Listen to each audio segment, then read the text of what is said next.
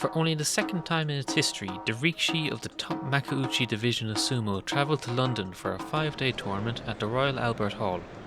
Having a somewhat historic occasion on my doorstep and having accidentally followed and getting really into the last Grand Sumo tournament, I went down for the Friday night show to see professional sumo live for the first time.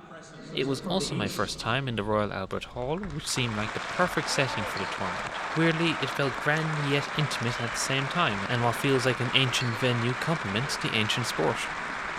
While the sumo cynics were quick to point out the non-competitive exhibition nature of the bouts, which were typically slower and featured some clear set-piece finishes, this misses the point, and for the people in the arena, it was still a hell of a show.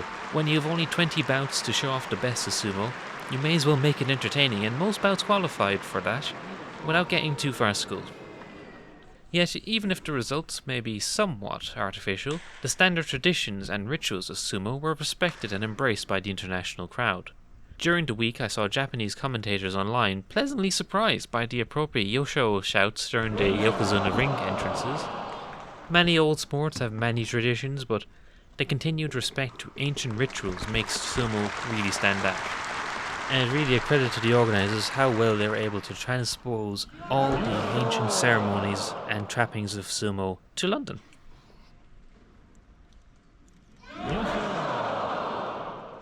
The 5-day sold-out event proved that sumo may actually have fans outside of Japan, shocking seemingly to the organisers of sumo, and that these fans were partisan.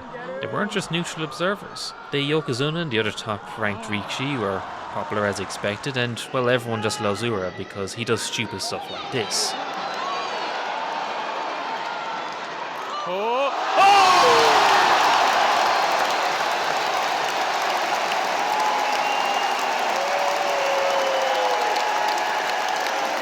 Definitely a crowd pleaser.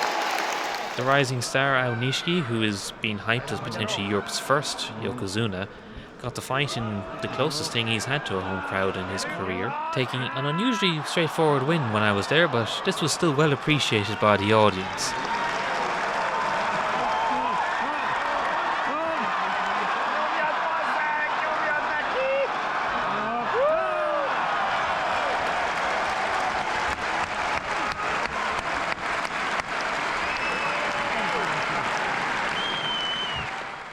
And the Yokozuna of course wrapped up with the night with some comfortable wins.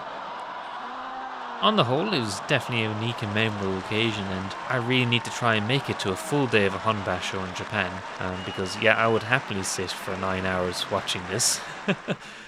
Sumo will make its third international trip next year to Paris, which will hopefully get more people the opportunity to experience this live. I may also hope that ticket prices will be cheaper next time, but I know that's never going to happen. But look, it's at least cheaper than flights to Japan.